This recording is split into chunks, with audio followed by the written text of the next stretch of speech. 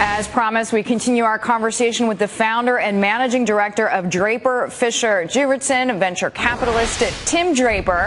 He recently beat out 44 other bidders at the U.S. government's Bitcoin auction last week.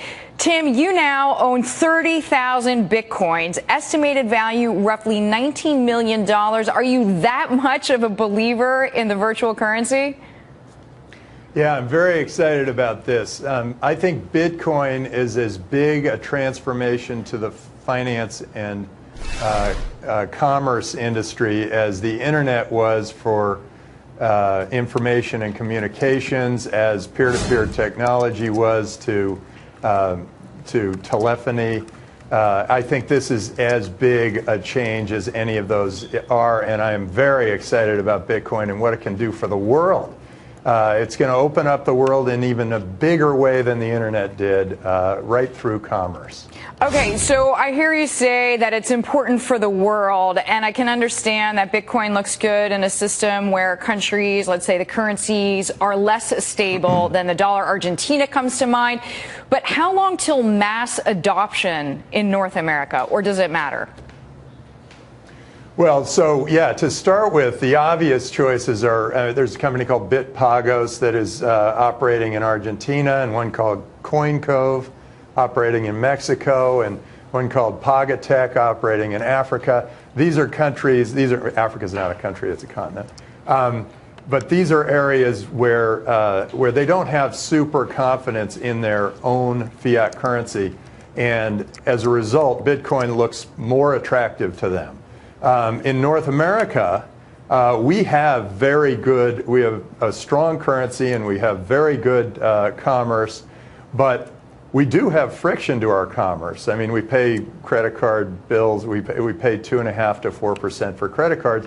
Bitcoin could be much quicker and much cheaper than any of those.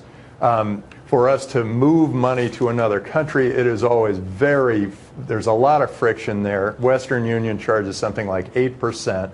That can be done very quickly with various sources. Varum comes to mind. And I believe we will also be able to use Bitcoin as an alternative to our currency. I mean, in 2008, we didn't know if the dollar was going to be worth anything. When the markets were crashing around us or whatever, I mean, Bitcoin was, if Bitcoin were here in 2008, which I don't think it was, it would be a stability source for our world economy. And so I think when you no longer have confidence in your own currency, that's a great opportunity to use Bitcoin. But although, as Tim, an investor, you need to be able to hedge. I mean, every investor who's a fiduciary should be at least partially involved in Bitcoin, because it is a hedge against all the other currencies. And all of us should try it. I mean, everybody should go out there and buy a Bitcoin, because you buy one Bitcoin and then go figure out how to spend it. You can spend it with Snapcard or wherever, and you can spend it on anything you want. You can go on Amazon. Listen, I mean, there are premiums that people are willing to pay for controls on liquidity, controls on volatility. I mean, it has to be years away from mass adoption, at least in the U.S. I mean, I heard what you said about 2008, but I know that we had the buck being broken, et cetera. But I mean, there was no way that the U.S. government was going to let the entire system go down. Well, I'm glad it didn't. But I do believe that we've got a big opportunity here in Bitcoin.